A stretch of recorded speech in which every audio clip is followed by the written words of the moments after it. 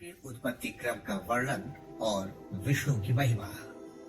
श्री पराशर जी बोले, जो ब्रह्मा विष्णु और शंकर रूप से जगत की उत्पत्ति, स्थिति और संहार के कारण है तथा अपने भक्तों को संसार सागर से तारने वाले हैं, उन विकार रहित शुद्ध अविनाशी परमात्मा सर्वदा एक रस सर्व विजयी भगवान वासुदेव विष्णु को नमस्कार है, जो एक होकर भी नाना रूप वाले हैं, स्थूल सूक्ष्ममय है, अव्यक्त एवं व्यक्त रूप है तथा अपने अनन्य भक्तों की मुक्ति के कारण है, उन श्री विष्णु भगवान को नमस्कार है। जो विष्णु रूप प्रभु विश्व की उत्पत्ति, स्थिति और संहार के मूल कारण है, उन परमात्मा विष्णु भगवान को नमस्कार है। जो विश्व के अधिष्ठान है, अति सूक्ष्म से भी सूक्ष्म है, सर्व प्राणियों में स्थित पुरुषोत्तम और अविनाशी है, जो परमार्थता वास्तव में अति निर्मल ज्ञान स्वरूप है, किंतु अज्ञानवश नाना पदार्थ रूप से प्रतीत होते हैं, तथा जो काल स्वरूप से जगत की उत्पत्ति और स्थिति में समर्थ है एवं उसका संहार करने वाले हैं, उन जगदीश्वर अजन्मा अक्षय और अव्यय भगवान विष्णु को प्रणाम करके तुम्हें वो सारा प्रसंग क्रमशः सुनाता हूँ, जो दक्ष आदि मुनि श्रेष्ठों के पूछने पर पितामह भगवान ब्रह्मा जी ने उनसे कहा था। वह प्रसंग दक्ष आदि मुनियों ने नर्मदा तट पर राजा पुरुकुत्स को सुनाया था, तथा पुरुकुत्स ने सारस्वत से और सारस्वत ने मुझसे कहा था। जो पर प्रकृति से भी परम श्रेष्ठ अंतरात्मा में स्थित परमात्मा रूप वर्ण नाम विशेषण आदि से रहित है, जिसमें जन्म वृद्धि परिणाम क्षय और नाश इन 6 विकारों का सर्वथा अभाव है, जिसको सर्वदा केवल है इतना ही कह सकते हैं, तथा जिनके लिए ये प्रसिद्ध है कि वे सर्वत्र है और उनमें समस्त विश्व बसा हुआ है। इसलिए ही विद्वान, जिसको वासुदेव कहते हैं, वही नित्य अजन्मा अक्षय अव्यय एक रस और हेय गुणों के अभाव के कारण निर्मल पर ब्रह्म है। वही इन सब व्यक्त यानी कार्य और अव्यक्त अर्थात कारण जगत के रूप से तथा इसके साक्षी पुरुष और महाकारण काल के रूप में स्थित है। हे द्विज, पर ब्रह्मा का प्रथम रूप पुरुष है, अव्यक्त अर्थात प्रकृति और व्यक्त अर्थात महदादि इसके अन्य रूप है, तथा सबको शोभित करने वाला होने से काल उसका परम रूप है। इस प्रकार जो प्रधान पुरुष व्यक्त और काल इन चारों से परे है, तथा जिसे पंडित जन ही देख पाते हैं, वही भगवान विष्णु का परम पद है। प्रधान पुरुष व्यक्त और काल ये भगवान विष्णु के रूप पृथक पृथक संसार की उत्पत्ति, पालन और संहार के प्रकाश तथा उत्पादन में कारण है। भगवान विष्णु जो व्यक्त अव्यक्त पुरुष और काल रूप से स्थित होते हैं, इसे उनकी बालवत क्रीड़ा ही समझो। उनमें से अव्यक्त कारण को, जो सदस्य ध्रुव अर्थात कारण शक्ति विशिष्ट और नित्य अर्थात सदा एक रस है, श्रेष्ठ मुनिजन प्रधान तथा सूक्ष्म प्रकृति कहते हैं। वे क्षय रहित हैं, इसका कोई अन्य आधार भी नहीं है, तथा अप्रमेय अजर निश्चल शब्द स्पर्शादि शून्य और रूप आदि रहित है। वह त्रिगुणमय और जगत का कारण है, तथा स्वयं अनादि एवं उत्पत्ति और लय से रहित है। ये संपूर्ण प्रपंच प्रलय काल से लेकर सृष्टि के आदि तक इसी में व्याप्त है, इसी से व्याप्त था। हे विद्वान, श्रुति के मर्म को जानने वाले श्रुति परायण ब्रह्मवेत्ता महात्मा गण इसी अर्थ को लक्ष्य करके प्रधान के अतिपादक इस श्लोक को कहा करते हैं। उस समय अर्थात प्रलय काल में न दिन था, न रात्रि थी, न आकाश था, न पृथ्वी थी, न अंधकार था, न प्रकाश था, और न इनके अतिरिक्त कुछ और ही था। बस श्रोतादि इंद्रियों और बुद्धि आदि का अविषय एक प्रधान ब्रह्मा और पुरुष ही था। हे विप्र, विष्णु के परम अर्थात उपाधि रहित स्वरूप से प्रधान और पुरुष ये 2 रूप हुए। उसी विष्णु के जिस अन्य रूप के द्वारा वे दोनों अर्थात सृष्टि और प्रलय काल में संयुक्त और वियुक्त होते हैं, उस रूपांतर का ही नाम काल है। बीते हुए प्रलय काल में ये व्यक्त प्रपत्र प्रकृति में लीन था, इसीलिए प्रपत्र के इस प्रलय को प्राकृत प्रलय कहते हैं। हे द्विज, काल रूप भगवान अनादि है, इनका अंत नहीं है, इसलिए संसार की उत्पत्ति, स्थिति और प्रलय भी कभी नहीं रुकते। वे प्रवाह रूप से निरंतर होते रहते हैं। हे मैत्रेय, प्रलय काल में प्रधान प्रकृति के साम्यावस्था में स्थित हो जाने पर और पुरुष के प्रकृति से पृथक स्थित हो जाने पर विष्णु भगवान का काल रूप इन दोनों को धारण करने के लिए प्रवृत्त होता है। तदंतर सर्ग काल उपस्थित होने पर उन पर ब्रह्मा परमात्मा विश्व रूप सर्वव्यापी सर्वभूतेश्वर सर्वोत्तम परमेश्वर ने अपनी इच्छा से विकारी प्रधान और अविकारी पुरुष में प्रविष्ट होकर उनको शोभित किया। जिस प्रकार क्रियाशील न होने पर भी गंध अपनी सन्निधि मात्र से ही मन को शोभित कर देता है, उसी प्रकार परमेश्वर अपनी सन्निधि मात्र से ही प्रधान और पुरुष को प्रेरित करते हैं। हे ब्रह्मांड, वे पुरुषोत्तम ही इनको शोभित करने वाले हैं और वे ही शुद्ध होते हैं तथा संकोच, साम्य और विकास क्षोभ युक्त प्रधान रूप से भी वे ही स्थित हैं।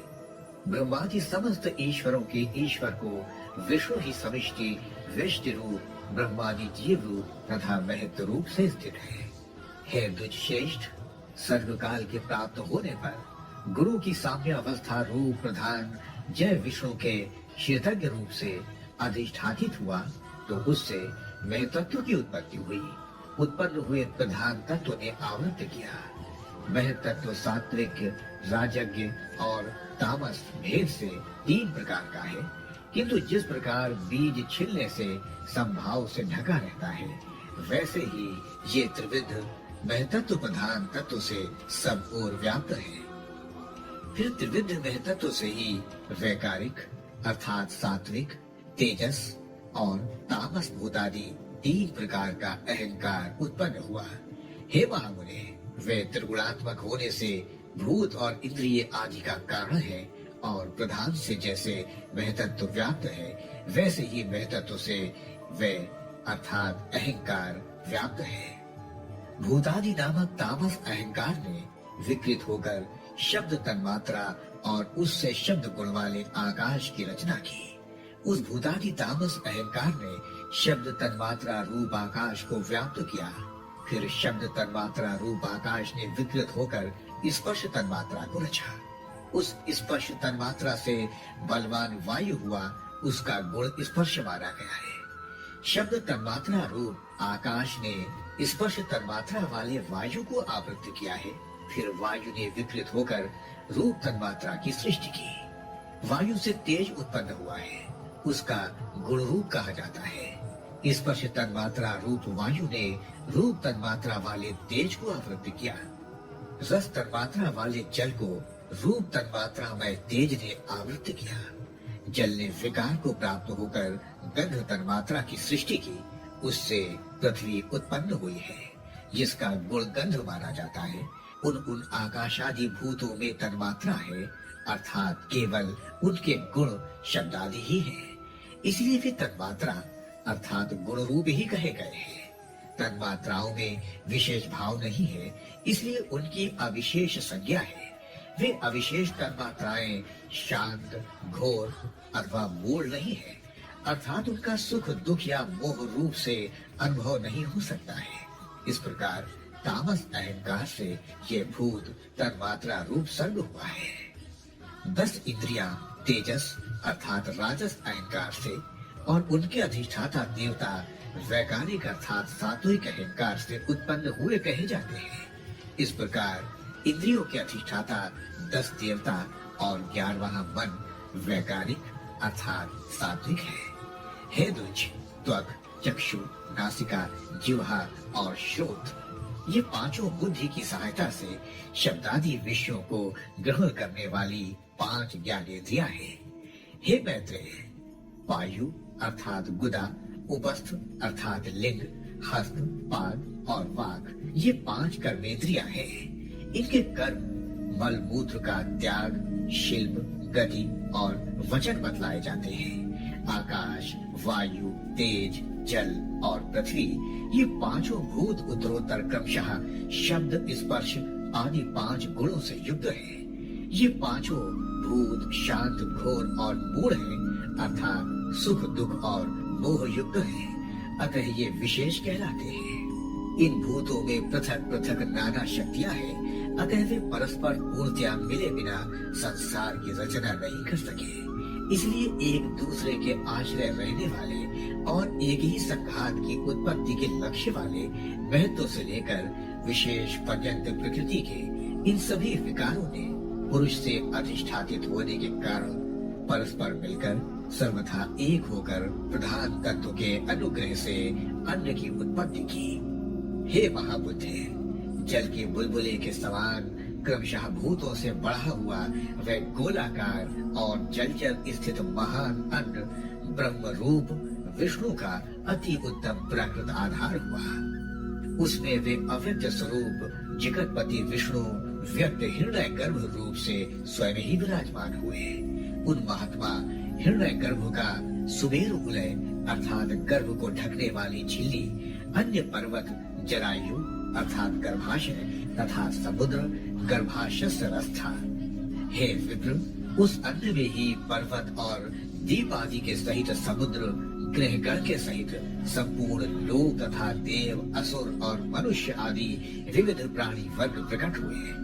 वे अन्न पूर्व की अपेक्षा 10-10 गुण अधिक जल, अग्नि, वायु, आकाश और भूतादि अर्थात तामस अलंकार से आवृत है तथा भूतादि महतत्व से घिरा हुआ है, और इन सब के सहित वह महतत्व भी अव्यक्त भाव से आवृत है। इस प्रकार जैसे नारियल के फल का भीतरी बीज बाहर से कितने ही छिलकों से ढका रहता है, वैसे ही ये अन्न इन 7 प्राकृत आवरणों से घिरा हुआ है। उसमें स्थित हुए स्वयं विश्वेश्वर भगवान विष्णु ब्रह्मा होकर रजोगुण का आश्रय लेकर इस संसार की रचना में प्रवृत्त होते हैं तथा रचना हो जाने पर सत्य गुण विशिष्ट अतुल पराक्रमी भगवान विष्णु उसका कल्पांत पर्यंत युग युग में पालन करते हैं। हे मैत्रेय, फिर कल्प का अंत होने पर अति दारुण तबाह प्रधान रुद्र रूप धारण कर वे जनार्दन विष्णु ही समस्त भूतों का भक्षण कर लेते हैं। इस प्रकार समस्त भूतों का भक्षण कर संसार को जलमय करके वे परमेश्वर शेष शैया पर शयन करते हैं। जगने पर ब्रह्म रूप होकर वे फिर जगत की रचना करते हैं। वो एक ही भगवान जनार्दन जगत की सृष्टि, स्थित और संहार के लिए ब्रह्मा, विष्णु और शिव इन 3 संज्ञाओं को धारण करते हैं। वे प्रभु विष्णु सृष्टा अर्थात ब्रह्मा होकर अपनी ही सृष्टि करते हैं, पालक विष्णु होकर पाल्य रूप अपना ही पालन करते हैं, और अंत में स्वयं ही संहारक शिव तथा स्वयं ही उपसहंत अर्थात लीन होते हैं।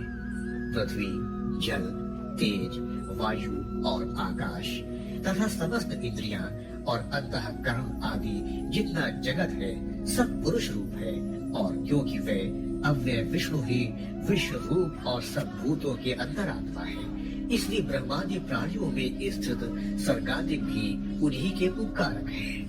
अर्थात जिस प्रकार ऋतुजों द्वारा किया हुआ हवन यजमान का उपकारक होता है, उसी तरह परमात्मा के रचे हुए समस्त प्राणियों द्वारा होने वाली सृष्टि भी उन्हीं की उपकारक है।